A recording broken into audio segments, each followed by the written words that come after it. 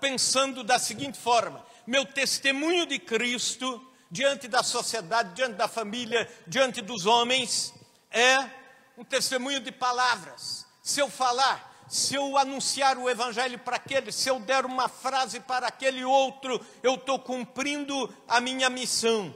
E nem sempre é assim. Existem atitudes que Deus coloca-nos frente a elas, para que elas sejam testemunhos e vão à frente na sociedade onde vivemos, na cidade, ou entre os familiares, ou entre os colegas de trabalho, que valem muito mais do que palavras. Aliás, foi Francisco de Assis que disse o seguinte: tome cuidado com a sua vida. Talvez ela seja o único evangelho que as pessoas estão lendo. E também foi John Wesley que disse: testemunhe sempre do evangelho. Se necessário, fale. Se necessário, fale. E eu encontro um episódio que testemunha a vida cristã com muito impacto para uma cidade. Pois bem, há muitos anos, na cidade de Colosso, era cristã, começo, primeiro século, um homem crente, e na sua casa se reunia a igreja de Cristo, a igreja do Senhor. Seu nome é Filemon. Na sua casa funcionava, quem sabe, uma congregação da igreja de Colosso. Possuía um escravo chamado Onésimo, e na língua grega significa útil. Mas o Onésimo já estava ficando bem inútil ultimamente. Por quê? Quem sabe desobediente, preguiçoso, contestador. Talvez em algum momento precisou ser chamado a atenção ou castigado.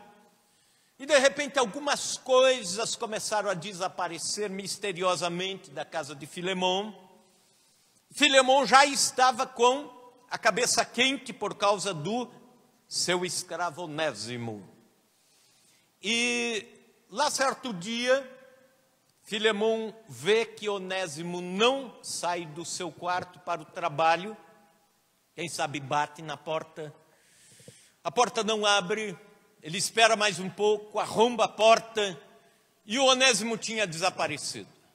Ele não sabe se fica feliz, contente, ou se ele fica mais preocupado ainda. Porque quando um escravo fugia e aprontava lá fora, e roubava ou matava, ou aprontasse qualquer coisa que fosse, o senhor deste escravo tinha que prestar contas à sociedade pelo que o seu escravo fez, mesmo estando ele fugido. Quem sabe ele procura o Onésimo em vários lugares, mas o Onésimo vai embora. Onésimo vai para Roma. Roma, segundo os historiadores dizem, era a capital do mundo da época, era a capital do Império Romano, mas para lá também fluíam todas as pessoas que não prestavam na sociedade, todas as pessoas que tinham cometido algum crime, quisessem se esconder, iam para Roma. E o tempo passa, Filemon não ouve falar nada, ninguém chega para ele com uma conta dizendo: seu escravo me deve isso agora, ou seu escravo aprontou tal crime, tal ato de violência. O tempo vai passando, mas de repente lá um belo dia alguém bate na porta da casa de Filemon. Eu imagino Filemon, né, se preparando lá para assistir o Jornal Nacional, chinelo, as pernas sobre a banquetinha, e de repente alguém bate, ele vai olhar pelo buraquinho lá, pelo olho mágico, e é o Onésimo que está ali. Quem sabe ele fica pensativo: abro ou não abro? Será que o cara está armado ou não? Será que ele veio tirar satisfação ou não de alguma coisa que ele imagina que eu preciso pagar, acertar com ele? E quem sabe ele abre devagarinho. Sabe quando você abre devagar assim, meio com medo, meio você vai abrindo assim, abre e não abre ao mesmo tempo. E aí Onésimo diz o seguinte: Filemão, antes de qualquer coisa, antes de eu falar qualquer coisa, leia este bilhete que eu trago para você. Este bilhete é a epístola de Filemão. Leia comigo. Paulo, prisioneiro de Cristo Jesus, e o irmão Timóteo ao amado Filemão, também nosso colaborador. E aí o Filemão já leva um susto. O que Paulo tem a ver com este homem que me causou tantos males, me deixou de cabeça quente? Paulo? Sim, Paulo, prisioneiro de Cristo Jesus, e o irmão Timóteo, ao amado Filemão, também nosso colaborador. E a irmã Áfia e a Arquipo, nosso companheiro de lutas, e a igreja que está em tua casa. Graça e paz a vós outros da parte de Deus nosso Pai e do Senhor Jesus Cristo. Dou graças ao meu Deus, lembrando-me sempre de ti nas minhas orações, estando ciente do teu amor e da fé que tens para com o Senhor Jesus e todos os santos, para que a comunhão da tua fé se torne eficiente no pleno conhecimento de todo o bem que há em nós para com Cristo. Pois, irmão, tive grande alegria e conforto no teu amor, porquanto o coração dos santos tem sido reanimado por teu intermédio.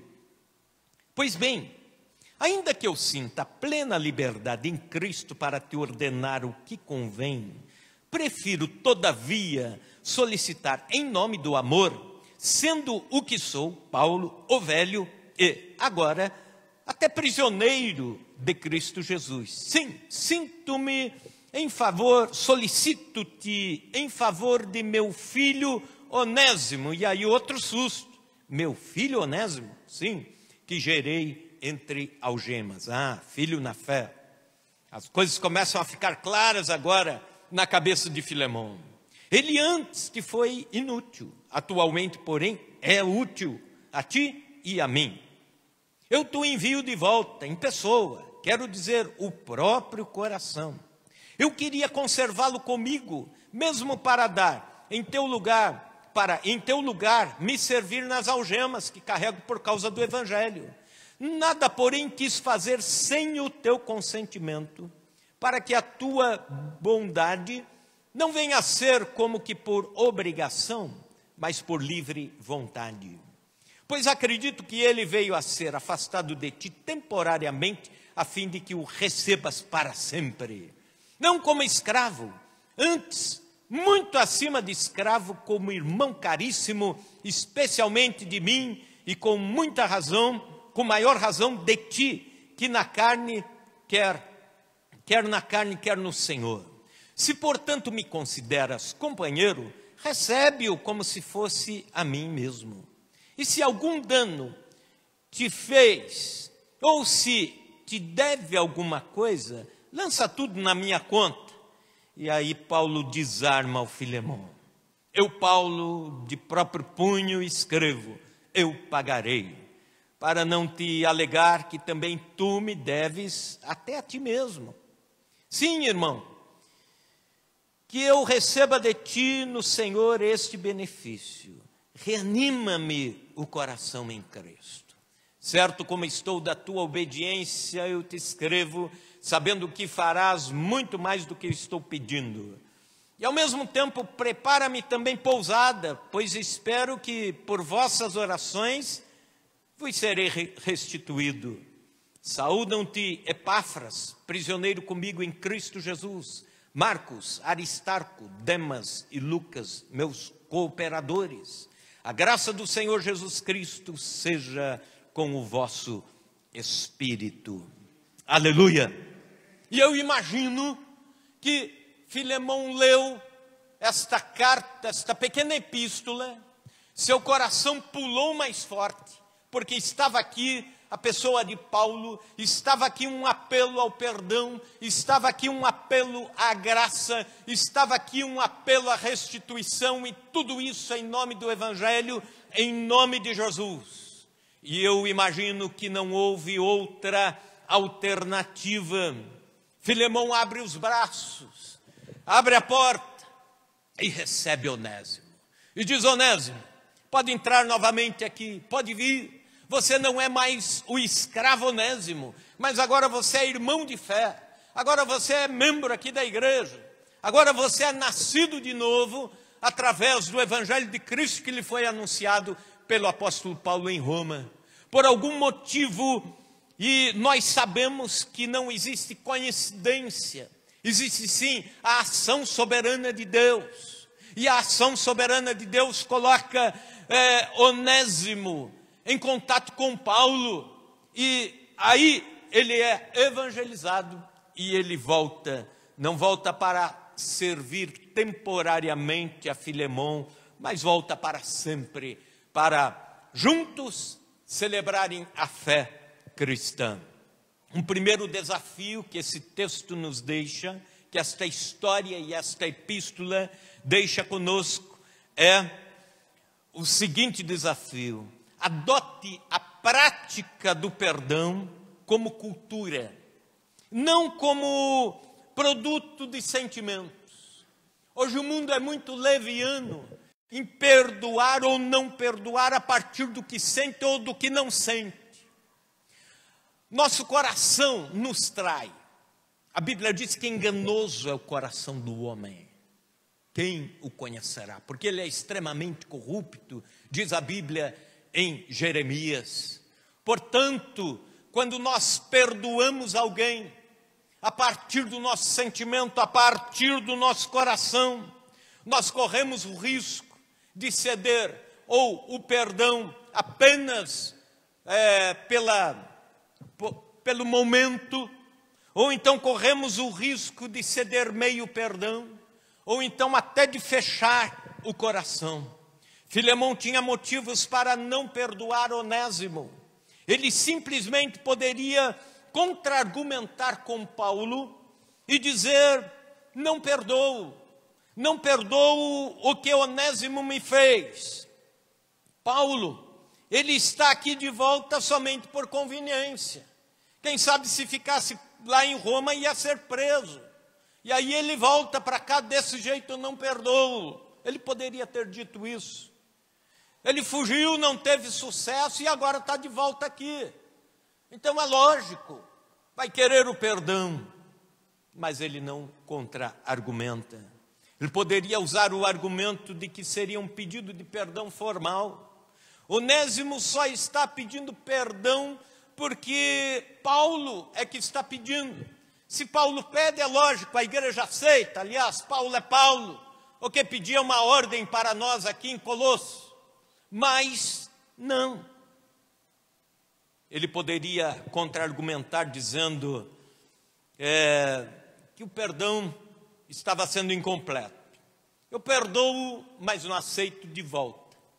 Tá bom, Onésimo, perdoo, mas agora vai lá, arruma emprego, arruma trabalho, se vira. Aqui eu não te recebo mais, mas está perdoado, mas não te recebo mais. Perdão incompleto. Existe gente que perdoa desse jeito e diz: olha, aqui dentro está tudo bem, mas ó, vai, se vira, né? Não quero mais te ver, mas está perdoado, mas não quero mais te ver. Outro contra-argumento, o do sentimento, que é muito comum ouvir entre os crentes: ó, eu não sinto de perdoar. Ou então, meu coração não manda perdoar. E o perdão não é uma opção a partir do sentimento, é uma ordem de Deus. Ela tem que ser cumprida. Na verdade, não está nesse momento em jogo a legitimidade, a sinceridade, o sentimento, porque se fosse por aí, Onésimo não seria perdoado. Alguns chamam isso de base legal. Todos nós, em algum momento, temos bases legais para não perdoar as ofensas que outros fizeram contra nós. Acabamos com isso também, deixando que Deus não nos perdoe, porque Ele também tem bases legais para não nos perdoar. Então, precisamos perdoar como cultura. Como dizer, recebi uma ofensa aqui, perdoando em nome de Jesus. Outra ali, perdoando já, em nome de Jesus. Está na bênção, está na paz. O outro lá, pisou no meu pé, te perdoo em nome de Jesus. Quando isso acontece, quando esta abundância de perdão acontece, a igreja cria força espiritual. O testemunho vivo do Evangelho vai estar em Marília. O testemunho vivo do Evangelho vai estar na sua empresa, na sua casa. O testemunho vivo do Evangelho vai estar no lugar onde você estiver. O perdão para uns para com os outros, através da palavra de Deus, é imposto. Marcos 11, 25 e Efésios 4, 32. É exemplificado por Cristo, assim como Cristo perdoou. Lucas 23, 34. É uma ordem, não é uma opção. Romanos 12, 19. É ilimitado. Mateus 18, 22. É característica dos santos. Salmos 7, versículo 4. É incondicional, como foi o perdão de Deus para conosco. E também existem promessas para aquele que implanta na sua vida a cultura do perdão. Mateus 6, 14 e Lucas 6, 37. George Herbert, que é teólogo, escreveu: aquele que recusa perdoar destrói a ponte sobre a qual ele mesmo precisa passar para alcançar os céus. Quem perdoa esquece da base legal, abre mão da razão, abre mão do ego, abre mão das justificativas para dizer: eu libero perdão, eu aceito perdão, e na quantidade que precisar. Eu li estarrecido a história de um jornal da Junta de Missões da Igreja Batista do Sul dos Estados Unidos, o The Commission, a história da família Center. Center era a família formada pelo pastor George Center, missionário, sua esposa Libby, sua filha Raquel, de 10 anos, e eles estavam há 1 ano servindo no campo missionário na Libéria, um país ainda muito fechado para o Evangelho, um país de raízes muçulmanas, islâmicas. No dia 25 de novembro de 1986, George, o pastor, estava fora de casa. Ele precisou viajar para uma reunião da Junta de Missões, da Agência de Missões, e um membro da igreja chamado Benjamin, de 32 anos, o Benjamin Morris, que era um liberiano, amigo da família, convertido a Cristo, e também já tinha passado pelo seminário teológico da Libéria, foi até a casa do pastor George. E enquanto a esposa do pastor preparou alguma coisa na cozinha para servir ao visitante, amigo da família, ela observou que o Benjamin Morris saiu da sala rumo ao quarto onde estava a filha. E quando ela foi atrás, ele havia investido contra ela, contra a filha, para um ato de estupro, e ela, desesperada, avançou contra ele para salvar a filha, e o Morris tirou um punhal e matou a mãe e a filha. E dali a alguns dias prenderam o Benjamin Morris. As multidões se acotovelavam nas cercanias da prisão, pedindo justiça, pedindo até o linchamento do Benjamin Morris, dizendo que este monstro tem que morrer pelas mãos da população. E um dia o missionário Center teve que comparecer à prisão. Foi o momento mais difícil da sua vida. Ele disse: nesse momento meu coração disparou, despedaçou, e tudo em mim dizia para não dar um passo a mais, não ir adiante, não entrar naquele lugar, não ver o semblante do meu ofensor, aquele que tirou parte da minha vida, tirou a minha esposa, minha filha.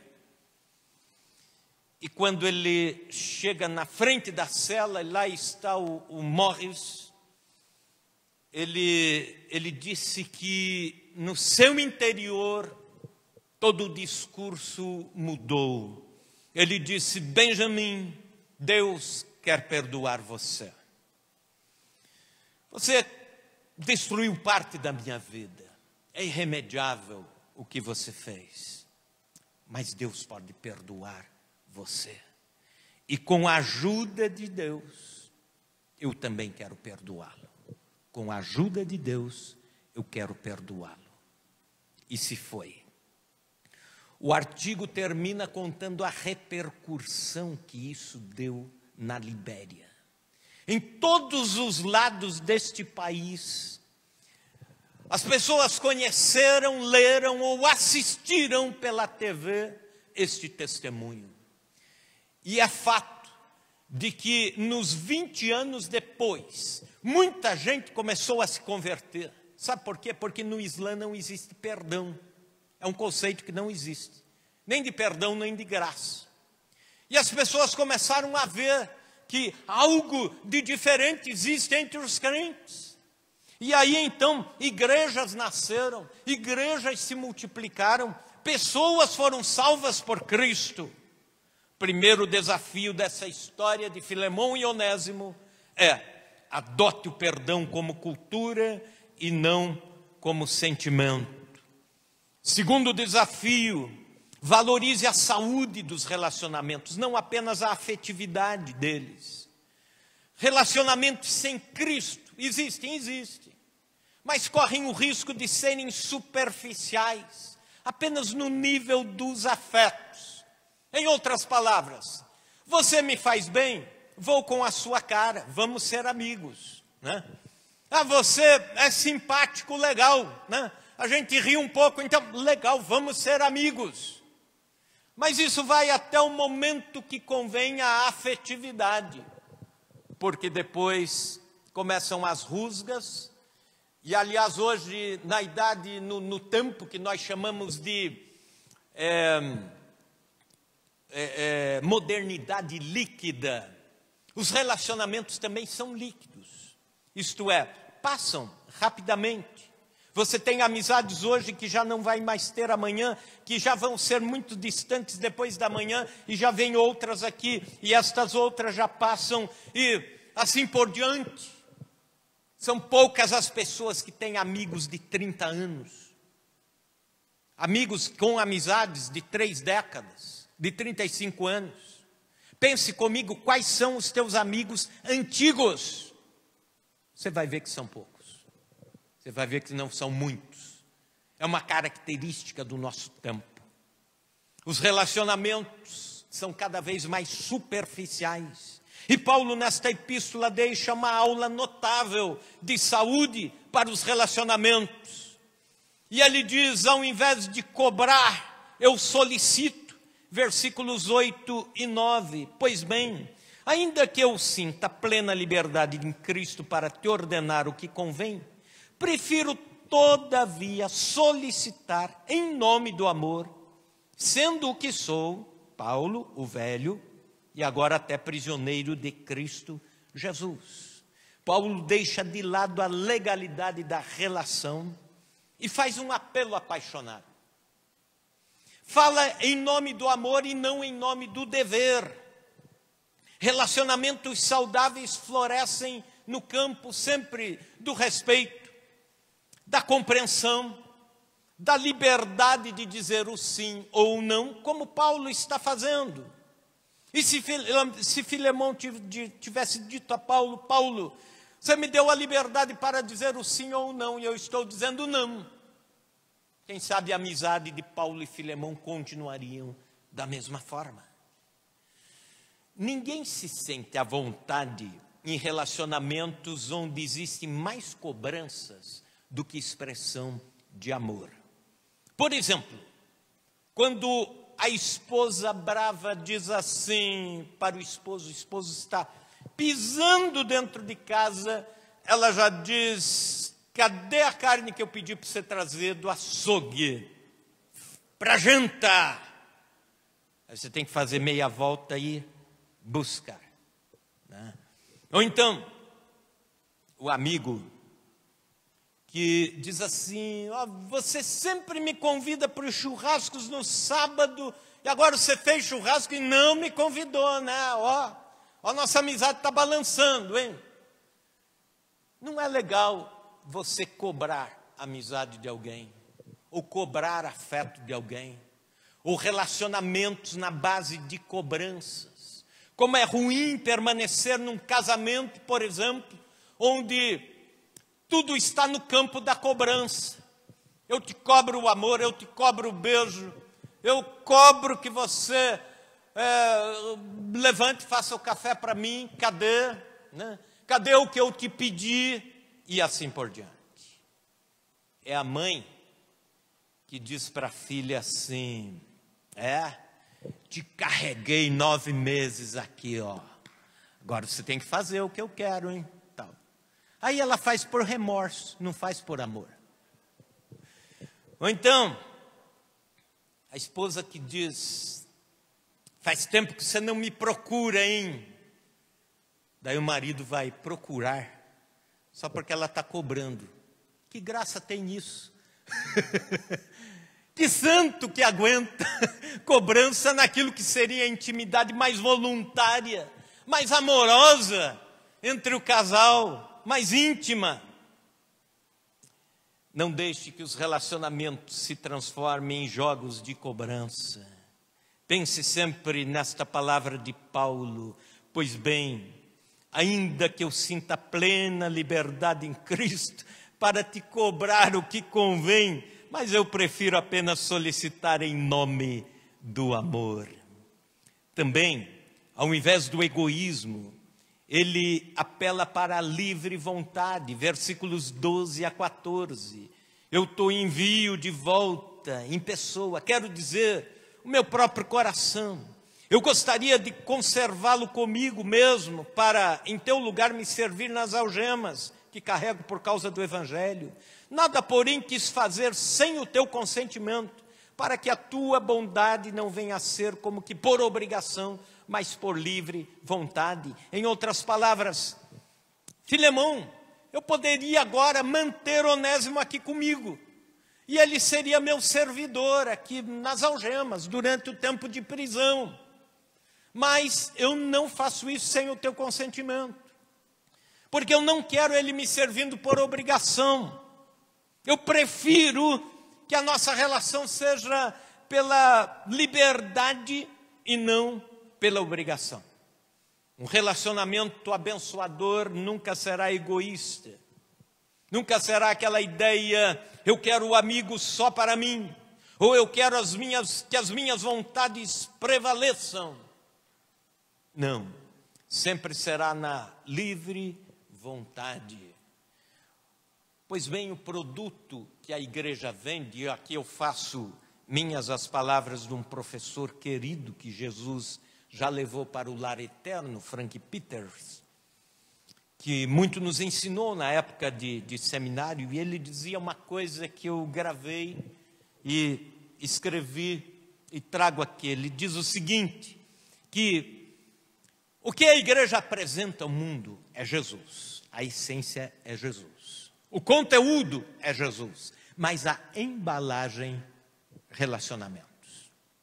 E Jesus mesmo, na sua oração sacerdotal, João capítulo 17, diz as seguintes palavras: que o mundo iria ver a nossa unidade e passaria a crer em Cristo. A nossa unidade, a unidade da igreja, o amor cristão, os relacionamentos testemunham de Jesus.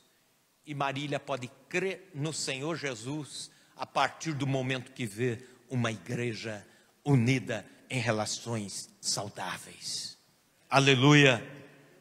Quando você olha para o Novo Testamento, você vai encontrar pelo menos 26 expressões como estas. Carregai as cargas uns dos outros, amai-vos uns aos outros, tolerai-vos uns aos outros em amor, tende comunhão uns com os outros, perdoai uns aos outros. O que é isso? Relações saudáveis, relacionamentos saudáveis. A amizade entre Paulo e Filemão estava preservada, e agora Paulo apela para que Filemão e Onésimo restaurem o relacionamento, e este relacionamento saudável seja um testemunho vivo para a cidade de Colossos. Quarto desafio, ou melhor, terceiro desafio: anule os preconceitos, não somente os efeitos dos preconceitos. Versículos 15 a 16. Pois acredito que ele veio a ser afastado de ti temporariamente, a fim de que o recebas para sempre. Não como escravo, antes, muito acima de escravo, como irmão caríssimo, especialmente de mim, com maior razão de ti, quer na carne, quer no Senhor. A ordem de Paulo está sendo: Filemão, receba Onésimo sem os velhos preconceitos, sem o estigma da escravidão. É impressionante que em nenhum momento, nem no Velho Testamento, nem no Novo Testamento, a Bíblia condena a escravidão. Não condenava a escravidão. Mas em todos os momentos que se toca nessas relações, a palavra de Deus diz que as pessoas tinham que ser tratadas com amor, tinham que ser tratadas com respeito. E nesse texto, caríssimo irmão, receba-o como caríssimo irmão. E não é uma pergunta tão fácil que nos fazem vez ou outra, dizendo por que a Bíblia nunca não se pronunciou contra a escravidão. Uma das razões, eu creio que, se você prega contra o pecado institucional, contra o pecado institucionalizado, sem transformar o homem, sem transformar aqui e aqui no ser humano, você tira, pode até tirar aquele, pode até fazer leis, pode até mover o Congresso inteiro, você tira, diz: que legal, temos uma vitória aqui. Vai ter outros 10 fracassos ali na frente. Por quê? Aqui não foi mudado. Nós precisamos mudar o ser humano. O papel da igreja, em primeiro lugar, é mudar o homem. Pregar o evangelho que muda o coração, que transforma o coração. E esse evangelho que transforma o coração vai atingir a sociedade. E aí sim, atinge as leis, e aí sim atinge a cidade, e aí sim atinge o país. Quando corações são transformados por Jesus. Fecho parênteses aqui, volto ao caso de Filemão. Nós vivemos num planeta marcado por preconceitos. Preconceitos cada vez mais intensos.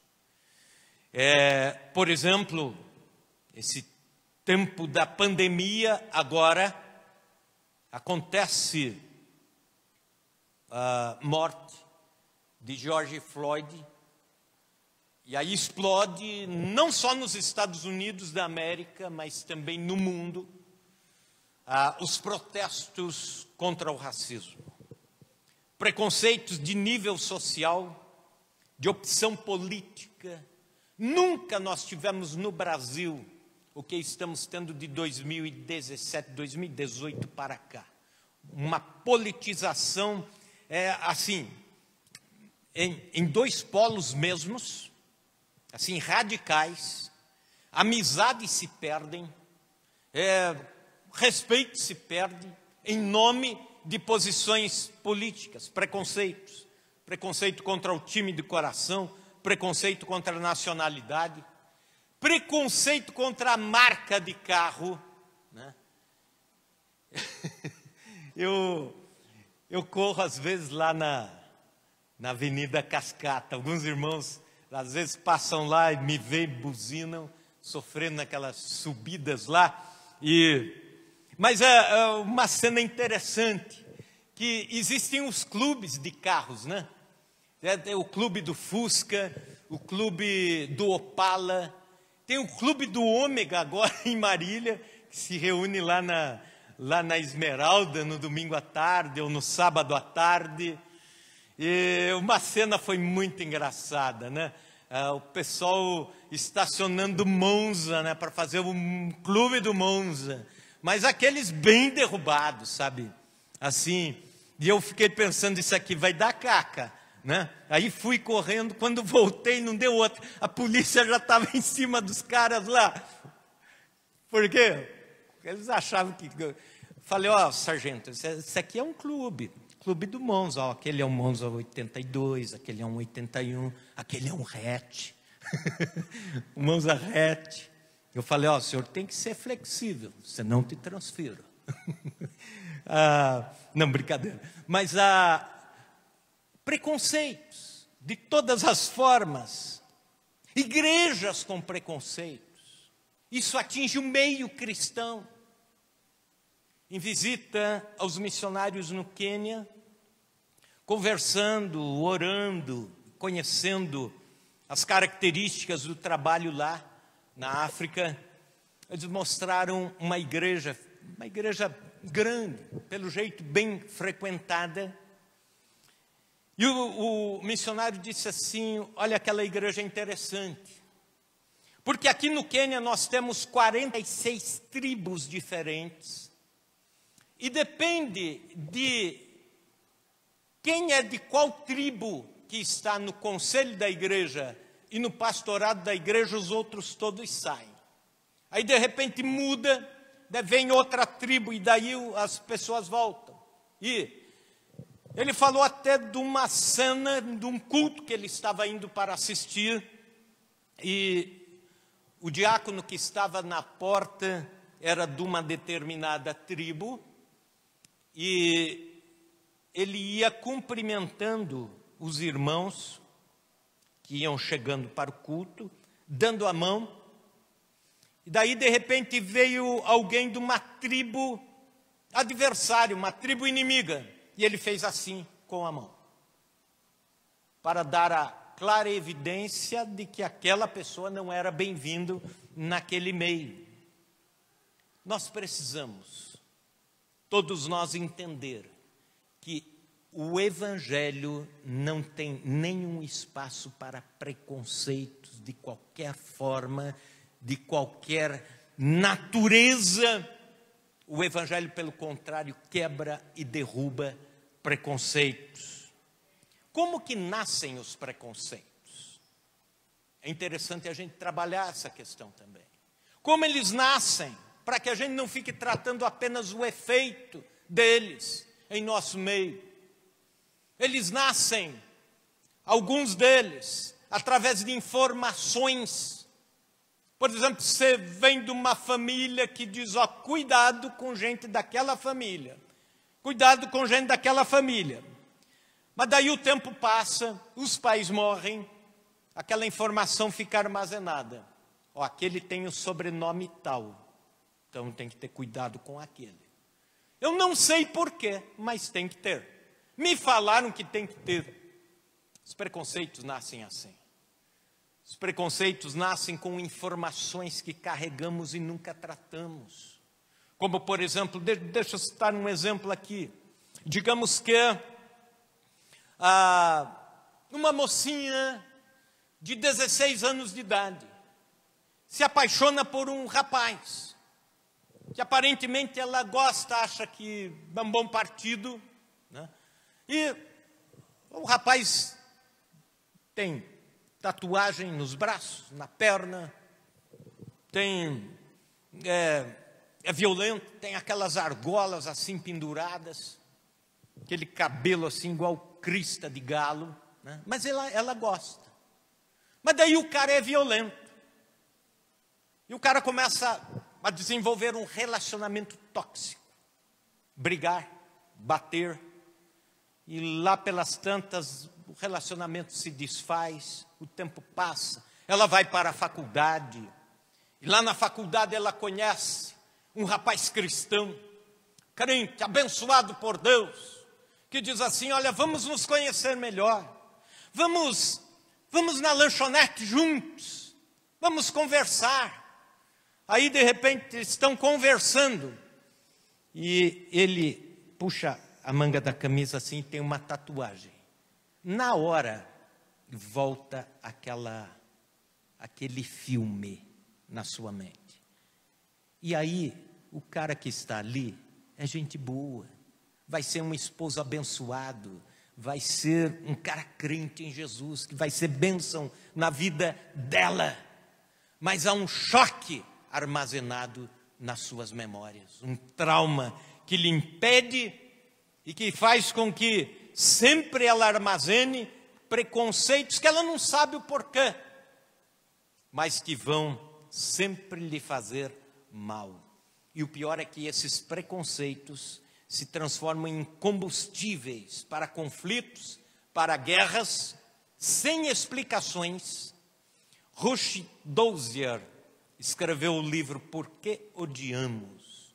Um livro que eu recomendo a quem se interessa por esse assunto. E ele diz o seguinte, que o combustível para as guerras, para os conflitos armados, nasce de preconceitos inexplicáveis, que talvez nasceram em casas, em famílias, em pensamentos aleatórios, mas vão se multiplicando, contaminando, e contaminam o mundo. O ativismo social não conseguiu derrubar os preconceitos. O mundo cada vez mais tristemente influenciado. O apelo intelectual não conseguiu. Mas nós sabemos de uma coisa: o amor cristão trata um coração marcado pelos preconceitos. O amor de Jesus pode transformar corações, pode transformar vidas. O amor de Jesus pode transformar aqui, pode transformar aqui, pode transformar a vida. Você pode aceitar o próximo, você pode perdoar, você pode se alegrar nas amizades. E você vai ver que no meio cristão existe um diferente aqui, um mais quietinho ali, um outro falador acolá. E você aceita todos em nome do amor de Jesus e celebra a amizade, e celebra a união, e celebra com alegria, porque o amor de Jesus é assim. A casa de Jesus é assim. O evangelho é assim. Aleluia! O testemunho que nós temos que levar lá para fora não é palavras, mas atitudes. Atitudes que transformam. Atitudes que elevam o nível de amor. Atitudes que elevam o nível de perdão, de bondade, de aceitação, de quebra de preconceitos. E esse testemunho vai atingir corações e vai atingir vidas. Encerro com o testemunho de um casal de missionários. Eu preguei alguns anos atrás na missão Novas Tribos do Brasil, numa formatura de missionários. O pastor Silvio talvez conheceu lá, né? Novas Tribos do Brasil, lá no estado onde nós moramos, Mato Grosso do Sul, onde você morou também. E a missão Novas Tribos do Brasil tem muitas histórias, mas eu fui um dia antes para ficar ali, ouvir os missionários, depois à noite, naquele momento de culto, de celebração, pregar, e eu ouvi uma história que me impactou demais. Casal de suecos, missionários suecos, que vieram servir numa tribo na Amazônia, e o cacique da tribo prontamente não gostava daquele casal, principalmente do homem. Ele achava que era uma ameaça ao seu poderio, era uma ameaça à sua liderança ter um missionário ali, um missionário estrangeiro. E ele fazia de tudo para deixar muito claro aquilo, que ele não gostava da presença do missionário ali. E os missionários estavam fazendo muito por aquela tribo. Inclusive, foram cavar um poço, ensinando os indígenas a cavarem, para mostrar que existe a possibilidade de sair a água do poço e tal. E o missionário estava lá cavando, jogaram a corda para puxá-lo e o poço já estava bem fundo. O cacique vinha puxando a corda junto com outros ali, e quando o missionário estava pertinho da saída, o cacique fez questão de tirar a corda dos outros e jogar. O missionário caiu, quebrou o crânio, a coluna e tal, e morreu na hora. Tiraram o corpo dele sem vida daquele poço. Foi um trauma para a sua esposa. Ela ficou abatida, entrou em depressão, voltou para a Suécia. Mas lá na Suécia, com as orações e com a graça de Cristo, ela recobrou forças. E ela disse: eu vou voltar para aquela tribo e continuar pregando Jesus lá. Eu não sei se eu tinha coragem desta missionária, mas ela fez assim. Quando ela chegou na tribo novamente, não foram algumas semanas, e a tribo inteira teve um encontro com Jesus. E aquele cacique veio falar com ela, disse: me perdoe, em nome de Jesus. Amor como esse eu nunca tinha visto. E para sempre eu quero servir a esse Jesus que a senhora está aqui pregando para nós. Quero te convidar a ficar em pé. A história de Filemão e Onésimo nos faz 3 desafios. Desafios que nós levamos para a nossa semana, levamos para o nosso dia a dia. Adote a prática do perdão como uma cultura. Perdoe sempre. Semeie o perdão. Segundo, valorize a saúde dos relacionamentos, não apenas a afetividade. Terceiro, anule os preconceitos na cruz de Cristo. Não somente os efeitos deles, mas todos eles na raiz. Leve-os para a cruz de Cristo. Eu pergunto: de que forma seus relacionamentos estão anunciando Cristo? De que forma você anuncia Cristo, não só com palavras, mas com amizades, com perdão ou não perdoando? Ou então, de que forma você tem imitado Cristo nessas situações? Deus nos chama para sermos, em alguns momentos, Paulo. Em alguns momentos você vai semear a paz, você vai juntar as pontas. Você vai juntar pessoas, dizer: opa, vamos lá, né? Em alguns momentos você é o Paulo.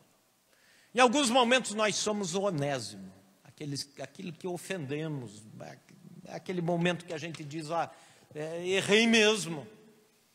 E aí nós vamos precisar do Paulo. E aí nós vamos precisar do Filemão. E em alguns momentos somos Filemão. Alguém dizendo: olha, aceite de volta, perdoe de volta. Vamos orar por isso, Senhor.